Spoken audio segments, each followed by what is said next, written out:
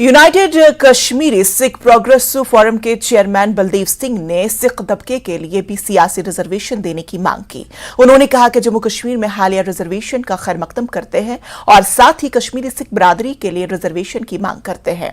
उन्होंने बताया कि वो रिजर्वेशन के लिए वजीर दाखिला से भी नुमाइंदगी की थी और उन्हें रिजर्वेशन की यकीन दहानी कराई गई थी। उन्होंने हुकूमत से सिख बरादरी को सियासी रिजर्वेशन पर गौर करने की अपील की है। उन्होंने उम्मीद जाहिर की कि जम्मू कश्मीर के तमाम सियासी रहनुमा और सिविल सोसाइटी की सिख बरादरी को हुकूक दिलाने में मदद करेगी। उन्होंने हुकूमत से अपील की कि वो उन्हें नजरअंदाज न करें।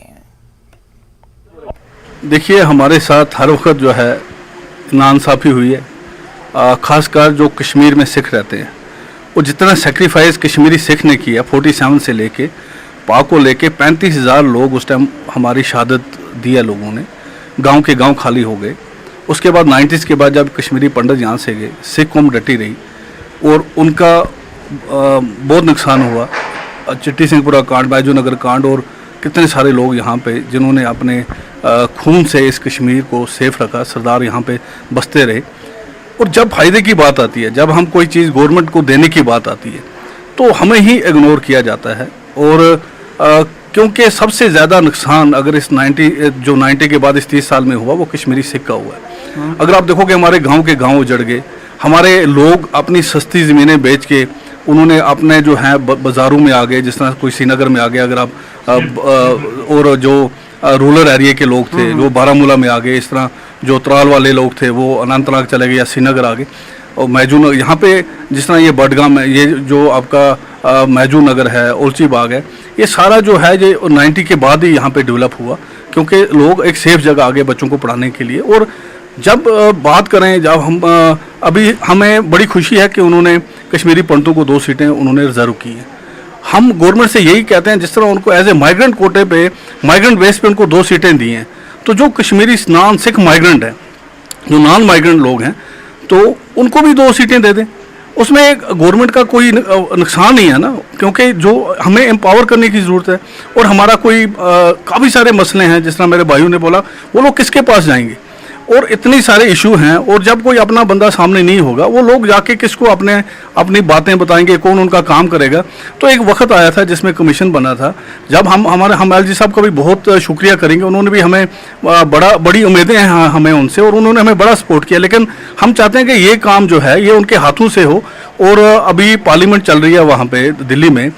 मेरी सुबह तरुण चौक जी से बात हुई, मेरी सुनील जी से बात हुई, और हम खुद होम मिनिस्टर साहब को उनके घर में मिले। उन्होंने हमारे से वादा किया था कि आप ये बात मेरे ऊपर छोड़ो, मुझे पता है क्या करना है।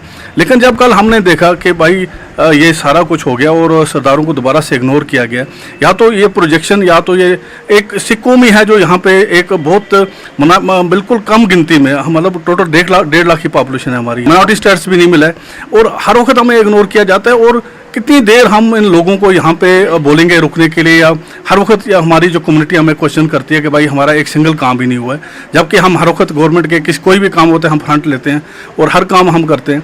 और जब देने की बात आती है तो हमें इग्नोर क्यों किया जाता है। और एक वक्त था जब के अगर आप 47 से पहले देखें, जब महाराजा हरि सिंह ने पहली असेंबली बनाई थी, उसमें उन्होंने 2 सीटें सिखों के लिए रखी थी। इवन के बुद्धिस्ट के लिए 1 सीट ज़रूर थी, और यहाँ के मुस्लिम के लिए 12 सीटें रिजर्व थी, और इस तरह कुछ उन्होंने अपने पास भी सीटें रखी थी।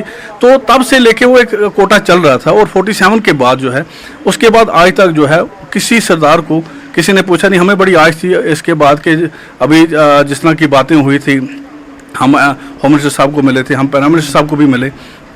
उन्होंने बोला था कि हम ज़रूर आपका सोचेंगे। और डिलिमिटेशन कमीशन था, उनके साथ हमने 10 बार मीटिंगें की हैं, हमने मेमोरेंडम्स दिए हैं। अलग अलग जितनी हमारी सिविल सोसाइटी के लोग हैं, सब ने मेमोरेंडम दिए हैं। मैं सोचता हूँ कि या तो जो यहाँ से जो रिकमेंडेशन जाती है वो प्रॉपर नहीं जाती है, और क्योंकि यहाँ का जो डाटा है, अगर आप देखेंगे कि एलजी साहब परसों हमारे छठी पातशाही गुरुद्वारे में भी आए, उसके बाद शोपियान के हम उनका बड़े शुक्रगुजार करते हैं। उन्होंने खुद देखा कि यहाँ के जो सिख पॉपुलेशन है वो कहाँ कहाँ रहती है। तो उसके बाद रहने के बाद जो लोग यहाँ पे रहते हैं उनको एम्पावर करने की ज़रूरत है। ये चाहते हैं कि हमने कश्मीर को स्ट्रांग करना है, स्ट्रेंथन करना है, और कश्मीर का एक गुलदस्ते की तरह कश्मीर को सजाना है। ठीक है ना। इसमें जिस तरह एक बगीचा होता है उसमें हर किस्म का फूल होता है। अगर गवर्नमेंट दिल से वो चाहती है तो उनको ये काम दोबारा से करना पड़ेगा। अगर वो उनकी ये सोच है तो उस सोच में जो है वो सबसे पहले यहाँ पे सिख हैं जो यहाँ रहते हैं, जो इस गुलदस्ते को अलग से एक खुशबू रंग देते हैं। और मैं चाहता हूँ कि गवर्नमेंट को इसको सीरियस सोचना चाहिए। और शायद हमारे से भी गलती हुई होगी, हमने इसको ज़्यादा फॉलो नहीं किया। और हम चाहते हैं कि ये उन्हीं के हाथ में है। ऐसा तो नहीं है कि बिल पास हो गई, अभी पार्लियामेंट चल रहा है, तो ये आज कल में ही हो सकता है। और ये सीरियस होकर उनको करना चाहिए, क्योंकि अगर आज नहीं हुआ तो ये कभी नहीं होगा। और कल उन गवर्नमेंट को भी पछतावा होगा कि हमें एक मौका मिला था कश्मीरी सरदारों को हमें एम्पावर करने का, वो हमने खो दिया। तो मुझे लगता है कि क्योंकि देखो आज नहीं तो जो हमारा जो कश्मीरी सिख है वो गवर्नमेंट नौकरी पे डिपेंड है। जो रिटायरमेंट होता है वो अपना बच्चे उनके सारे बाहर हैं, वो बोरी बिस्तरा उठा के जम्मू या बाहर की जगह चला जाएगा।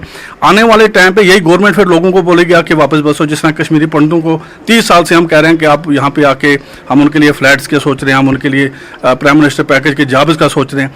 तो वही चीज़ दोबारा से ना इनको करनी पड़े सरदारों के लिए भी, तो ये गवर्नमेंट को ही सोचना है। क्योंकि मुझे लगता है कि कश्मीरी सिखों से ज़्यादा इसका फिक्र गवर्नमेंट ऑफ इंडिया को होना चाहिए। बिल्कुल मैंने आज ही तरुण चौकी साहब से और सुनील, मैंने कहा हमारे HM साहब से मीटिंग कराओ, हम उनसे ये बात पूछना चाहते हैं कि अगर आपने हमें घर में बैठ के वादा किया था तो आज हमारा वो वादा पूरा क्यों नहीं हुआ। हम बिल्कुल उनसे टाइम मांगेंगे और हम कोशिश करेंगे हम 2-3 दिन के अंदर उनसे मिलें।